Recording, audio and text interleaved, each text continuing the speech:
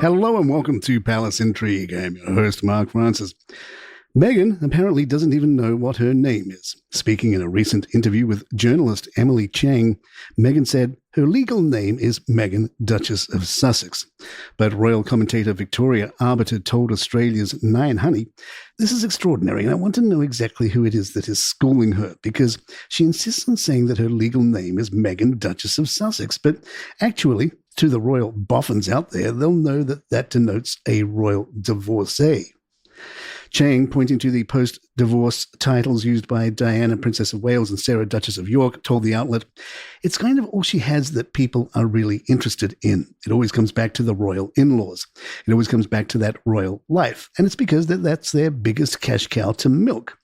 King Charles' second cousin, Lord Ivor Mountbatten, also weighed in, telling Town and Country magazine, "It's interesting because she's completely incorrect. They are the Duke and Duchess of Sussex, but actually he's Harry Mountbatten, Windsor, and she would be Meghan Mountbatten, Windsor."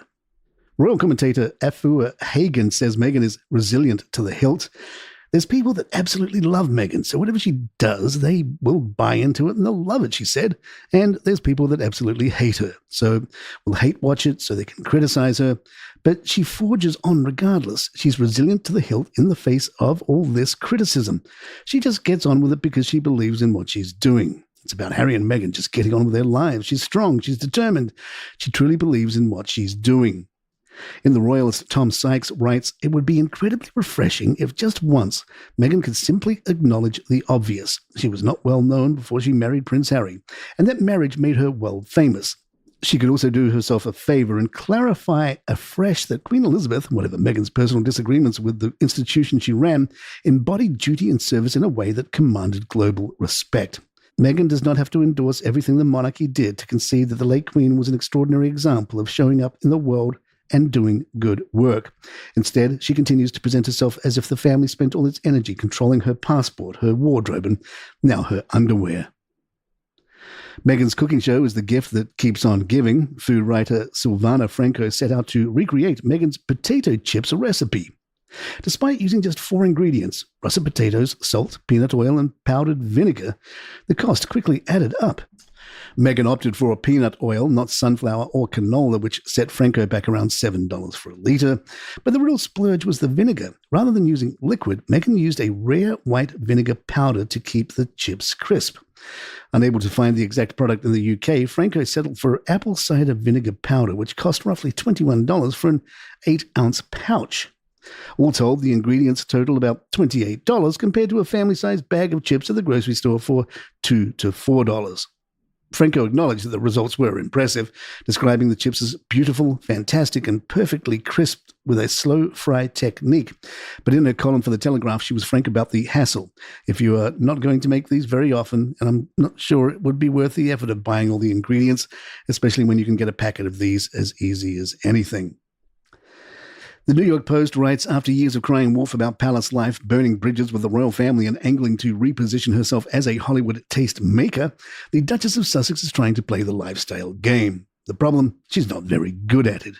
Markle always plays the expert, dominating the action with a hand frother in one hand and a smug, steamrolling smile on her face. Recipes whiz by at lightning speed, too complicated to replicate at home, but thanks to the magic of editing, Markle miraculously nails every attempt. Sourdough? Perfect. Coconut macaroons? Perfect. Jewelry made from pressed flowers? Perfect. With Love, Meghan is essentially one long Instagram video of garden porn meets borrowed farmhouse chic. There's no emotional connection, and also none of the winking camp that made Paltrow's ridiculous The Goop Lab series a fun lark. Markle doesn't seem interested in taking creative swings as much as reminding the world that she can do everything flawlessly. The irony is that by playing it safe, Markle has made herself unwatchable. She's chasing Goop's empire without grasping that Paltrow's secret weapon is her sly awareness that she is selling an outlandish fantasy.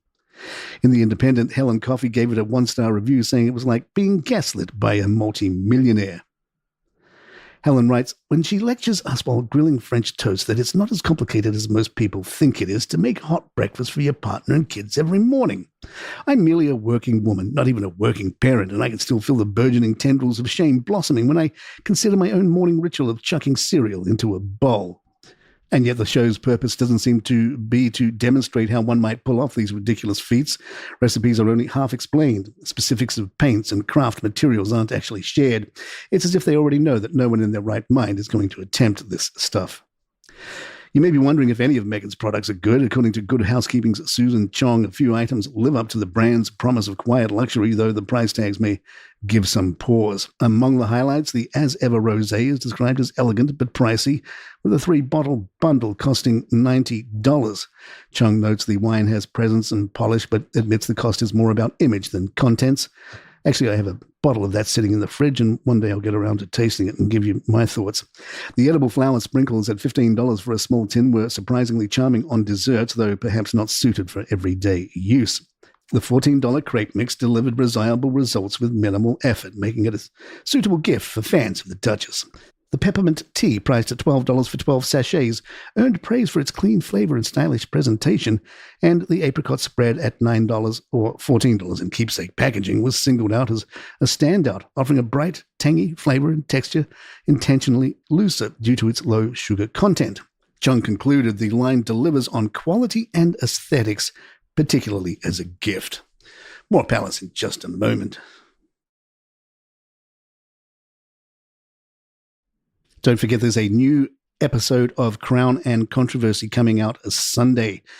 Don't forget to check that wherever you get your podcasts like this one. It's our sister series where it takes off from where The Crown left you on TV. And it's coming to the end of season 1 over the next couple of weeks. And season 2 is already done and available, or will be available for those of you who are subscribers. The whole season will be available before it's released on a weekly basis. So if you'd like to be a subscriber, check out the uninterrupted banner at the top of the Apple app there. And for $5 a month, you get this show commercial free, along with all these episodes to Crown and Controversy before they are generally released. And you get a Deep Crown newsletter and Deep Crown show on Sunday. Plus, you get access to hundreds of other series from Keller Shark Media here. And it's all for $5 a month. Check it out. We really appreciate the support. In the Telegraph, Alan Rushbridger has the 10 questions MPs should ask about the royal family.